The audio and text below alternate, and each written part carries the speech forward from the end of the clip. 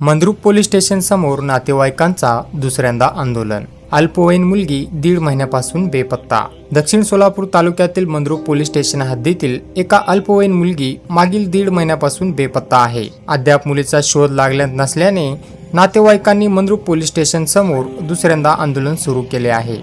या आंदोलनामुळे परिसरात तणावाचे वातावरण निर्माण झाले आहे। मुलगी बेपत्ता झाल्यानंतर कुटुंबियांनी मंद्रुप पोलीस स्टेशन येथे तक्रार दाखल केली होती। मात्र 1.5 महिना उलटूनही मुलीचा कोणताही ठाव ठिकाण लागलेला नाही। त्यामुळे संतप्त नातेवाईकांनी वारंवार पोलीस प्रशासनाकडे धाव घेत मुलीचा तातडीने शोध घेण्यासाठी मागणी केली, तरीही तपासात अपेक्षित गती नसल्याचा आरोप नातेवाईकांकडून करण्यात येत आहे। दरम्यान मुलगी सापडत नसल्याचा मानसिक तणावातून काही नातेवाईकांनी अंगावर डिझेल ओतून आत्महत्या करण्याचा प्रयत्न केल्याची धक्कादायक माहिती समोर आली आहे। या घटनेमुळे परिसरात मोठी खळबळ उडाली असून नागरिकांमध्ये संतापाची लाट पसरली आहे। आज पुन्हा एकदा नातेवाईक आणि ग्रामस्थ मंद्रुप पोलीस स्टेशन समोर आंदोलन छेडत पोलीस प्रशासनाविरोधात तीव्र नाराजी व्यक्त केली आहे।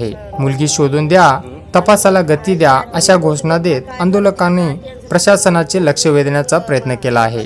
संबंधित प्रकरणात वरिष्ठ अधिकाऱ्यांनी स्वतः लक्ष घालून विशेष पथक नेमावे अशी मागणी आंदोलनकर्त्यांकडून करण्यात आली आहे। नागरिकांनी या प्रकरणात सीसीटीव्ही फुटेज, मोबाईल लोकेशन आणि तांत्रिक तपासाच्या माध्यमातून मुलीचा शोध घेण्याची मागणी केली आहे। अल्पवयीन मुलींचे सुरक्षेचा प्रश्न पुन्हा एकदा ऐरणीवर आला असून पोलीस प्रशासनाने या प्रकरणाचा छडा लावून मुलीला सुखरूप परत आणावे अशी मागणी सर्वत्र होत आहे। विश्वमत न्यूज, सोलापूर। 1.5 महिने घालवले, काय आणत नाही ती आमच्या पोरीला, आम्हाला काय देत नाही ती शाळेची मुलगी आहे।